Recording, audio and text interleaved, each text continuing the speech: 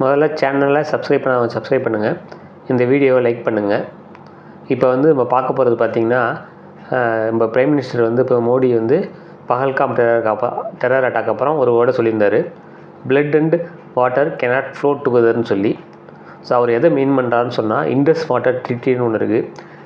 அந்த ட்ரீட்டி பார்த்திங்கன்னா IWTன்னு சொல்லி ஷார்ட் ஃபார்மில் சொல்லுவாங்க. இது 1960 சைன் பண்ண ஒரு ட்ரீட்டி. இது பிட்வீன் இந்தியா அண்ட் பாகிஸ்தான்.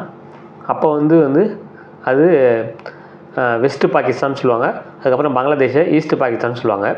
நம்மளுக்கும் பாகிஸ்தானுக்கும் போடப்பட்ட ஒரு ட்ரீட்டி தான் Indus water treaty. So Indus நதியிலேருந்து நிறைய நதி உருவாகுது. அதில் முக்கியமான நதி இருக்குது, RBSன்னு சொல்லுவாங்க. RBS is nothing but Ravi, Beas, அதுக்கப்புறம் சட்லெஜ். ஸோ இந்த நதி வந்து ஈஸ்ட் ஃப்ளோயிங் ரிவர்ஸு. அது வந்து ஆரிஜினேட்டட் ஃப்ரம் ஹிமாலயாஸு. ஸோ இதில் வந்து நம்மளுக்கு இந்தியாவுக்கு 100% வந்து பங்கு இருக்குது. இந்த தண்ணியை வந்து நம்ம என்ன வேணால் பண்ணலாம். அந்த தண்ணியை வந்து எந்த பர்பஸ்க்கு வேணால் யூஸ் பண்ணிக்கலாம். அதான் இந்த இண்டஸ் வாட்டர் ட்ரீட்டி சொல்லுது.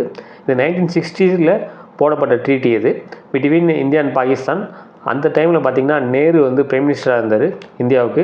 அதே டைமில் பாகிஸ்தானுக்கு பார்த்திங்கன்னா ஆயூப் கான் சொல்லி ஒருத்தர் பிரைம் மினிஸ்டராக இருந்தார். ஸோ அவங்க 2 பேரும் சைன் பண்ண ட்ரீட்டி. இந்த ட்ரீட்டிக்கு வந்து பார்த்திங்கன்னா மீடியேஷன் சொல்லுவாங்க, அதாவது மத்தியஸ்தம் சொல்லுவாங்க.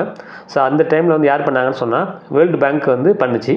ஸோ ஈஸ்ட் ஃப்ளோயிங் ரிவர்ஸ் இருக்குல்ல, RBS, அதாவது ராவி, பியாஸு, சட்லெஜ், இதில் வந்து ஃபுல் வந்து இருக்கிற எல்லா வாட்டருமே பார்த்திங்கன்னா இந்தியாவுக்கு மட்டும் தான் சொந்தமானது. அதுமாதிரி வெஸ்ட் ஃப்ளோயிங் ரிவர்ஸ்னு சொல்லுவாங்க. அதில் பார்த்திங்கன்னா ICJ ஷார்ட் ஃபார்மாக நம்ம ஞாபகம் வச்சுக்கிறதுக்கு. அதில் வந்து இண்டஸு, செனாபு, ஜீலம். ஸோ இதில் பார்த்திங்கன்னா இந்த நதி வந்து பாகிஸ்தானுக்கு உரிய நதி இது. ஆனால் இதில் வந்து 20% ஆஃப் வாட்டர் வந்து நம்ம யூட்டிலைஸ் பண்ணிக்கலாம். அதாவது வாட்டர் ஸ்டோர் பண்ணாமல் மற்ற பர்பஸுக்கு யூஸ் பண்ணிக்கலாம். எக்ஸாம்பிள் பார்த்திங்கன்னா ஹைட்ரோ பவரை யூஸ் பண்ணிக்கலாம், பிளான்ட்டை நம்ம நிர்வகிக்கலாம். அதுக்கப்புறம் அக்ரிகல்ச்சரை நம்ம யூஸ் பண்ணிக்கலாம். ஸோ இந்த வெஸ்ட் ஃப்ளோயிங் ரிவரில் பார்த்திங்கன்னா இந்த 3 நதியில் 20% நம்ம யூஸ் பண்ணிக்கலாம். ஸோ இந்த பஹல்காம் டெரர் அட்டாக் அப்புறம் என்ன ஆச்சுன்னு சொன்னால், இதை வந்து இந்த இண்டஸ் வாட்டர் ட்ரீட்டியை வந்து நாங்கள் வந்து கேன்சல் பண்ண போகிறோம். அந்த வெஸ்ட் ஃப்ளோயிங் ரிவரையும் நம்ம அதிகமாக வாட்டரை யூஸ் பண்ண போகிறோம்னு சொல்லியிருந்தால் கவர்மெண்ட் சொல்லியிருந்தது. அதுக்கு தான் வந்து பாகிஸ்தான் வந்து நிறைய எதிர்ப்பும் தெரிவிச்சிருந்தது. ஸோ அந்த டைமில் பார்த்திங்கன்னா 1960 அப்புறம் பார்த்திங்கன்னா எவ்ரி இயர் வந்து நம்ம எவ்வளோ வாட்டரை வந்து அந்த ICJ இருக்குல்ல, இண்டஸ், ஜீலம், செனாப், அதில் எவ்வளோ யூஸ் பண்ணுறோன்னு சொல்லி ஒவ்வொரு வருஷமும் பார்த்திங்கன்னா நம்மளும் அறிக்கை விடணும். அதுமாதிரி பாகிஸ்தானும் அறிக்கை விடணும்.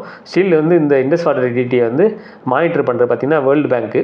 ஸோ அந்த வேர்ல்டு பேங்க்குக்கு மத்தியில் வச்சு தான் நம்ம இந்தியாவும் பாகிஸ்தானும் இந்த நதிநீர் பிரிக்கிறது இருக்குல்ல, நதிநீர்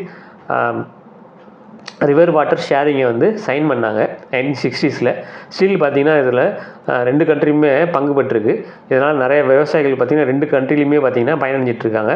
ஒருவேளை இந்த இண்டஸ் வாட்டர் ட்ரீட்டியை இந்தியா கேன்சல் பண்ணுச்சுன்னு சொன்னால் அது வந்து பயங்கர பாதிப்பு அடைகிறது வந்து பாகிஸ்தான் தான். ஏன்னா அந்த 3 நதியை வச்சு தான் வந்து பாகிஸ்தான் வந்து நிறைய அக்ரிகல்ச்சர் பண்ணுது. ஸோ அந்த அக்ரிகல்ச்சர் வந்து பார்த்திங்கன்னா ஒரு கொஷின் மார்க்காக ஆகிடும்.